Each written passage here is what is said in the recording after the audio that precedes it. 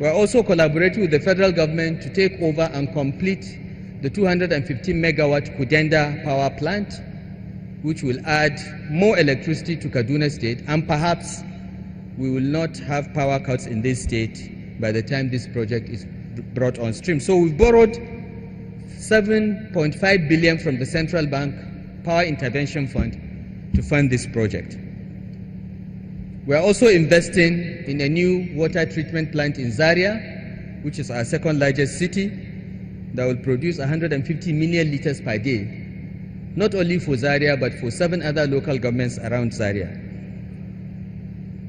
We are spending 2.27 billion naira to complete the computerization of our land register.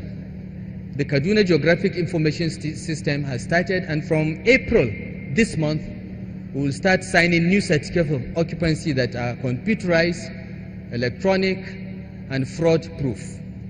We are also going to launch a program to recertify all titles issued in Kaduna State from the creation of Kaduna in 1917. We hope that will ensure the integrity of titles, but in addition, will make it easier for people to transfer their titles. So every farmland will be given a certificate of occupancy so that you can go to the bank, use it as collateral to raise money. We are spending 10 billion naira as nutrition intervention to feed our primary school pupils. We have 1.8 million children in our primary schools, including nursery, and we are spending an average of 1.3 billion a month to give them a meal a day. This has been very successful. It has enhanced the attraction of children to go to school, and we are happy to inform everyone that the federal government has committed to reimbursing us 60% of this cost, and this is what is giving us going. We have voted 3 billion naira to work on our state trunk road projects. I'm happy to inform the governor of Bauchi that that problematic road between Rahama and Saminaka is a road that connects Bauchi State and Kaduna State. Bauchi has done its bit, but Kaduna has not done its bit in 16 years. By God's grace, in the next 1 month, work will start on that 10-kilometer stretch to ensure that Bauchi and Kaduna are well connected. This is part of our State Trunk Roads project. We are also doing the township roads, starting with Kaduna, then we are going to move to Zaria and Kafanchan. And we've asked all our local government chairmen to ensure that their local government headquarters have decent roads. We've also put in our budget and intend to borrow 2.1 billion naira from the central bank for the Rice Anchor program.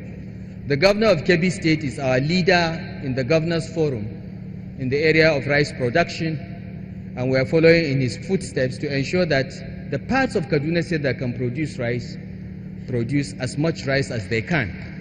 The Anchor borrowing program enables the state government to access funds from the central bank at 1% interest to lend on to the farmers. The state government has decided that our farmers will get this money interest-free. So we have put in the budget the interest component of the Anchor borrowing program so that we pay the interest, the farmers only pay the risk. We are also doing 5 billion naira for ginger production in Kaduna. We are putting in 5 billion naira to triple ginger production. We have the best ginger in the world, and we want to triple the production. We are putting another 5 billion for the Rice Anchor borrowing program, and we have identified 6 crops that we are going to borrow from the central bank under the Anchor borrowing program to make sure we boost production. Corn, that is maize, ginger, tomatoes, soya beans, sorghum, and I've forgotten the last one, but there are 6 that we identified. Again, we've invested a lot. Next slide, please. We're investing a lot on security. I have explained some of the challenges we faced, so we had to invest in security, and we're doing more investments We are putting closed-circuit TV, we are putting drones to help us provide the wherewithal to the security agencies to be able to deal with the challenges we are now facing, which is mostly kidnapping and car theft. We are investing 2.6 billion to digitalize KSMC, to digitalize the Kaduna State Media Corporation, to ensure that the entire state is covered. And we meet up with the federal government program of digitalization by next year. We are investing 1.86 billion on rural feeder roads. We are also experimenting with giving our senior secondary school students tablets to be used in the teaching them. We have not measured the effectiveness of this program, so we'll pilot a few schools, 6 schools in the first instance, give them tablets from SS2 and see whether that will improve their performance in NECO and WAEC before we mainstream it across the state. We are investing 1 billion naira in housing infrastructure and another billion to buy furniture for our secondary schools, as well as another 1 billion naira for Kudenda power plant. So this is where we are putting most of our money, and the State House of Assembly has appropriated this. The challenge we have now is to find the money to be able to implement these programs in the face of dwindling oil prices. So where are we going? Where we are going is to have a holistic look at the state and do a 5-year plan, because annual budgeting doesn't quite address the need for development, because most projects last more than 1 year. And indeed, most serious infrastructure projects or even social investment projects last 3 to 4, sometimes 5 years. Our rail project is going to take 2 to 3 years to build, for instance. So we have to have a holistic look, and we've had a lot of debate in within Kaduna State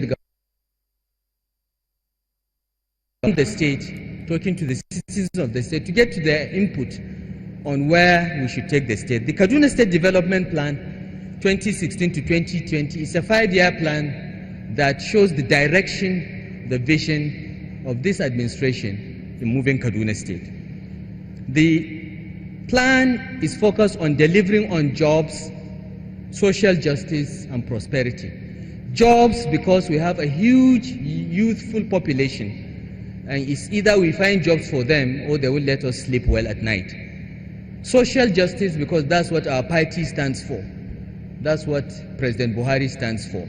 We must find a way to give every citizen of Kaduna State social justice. And prosperity, because we find that when people have money in their pockets, they do not engage in fights and arguments.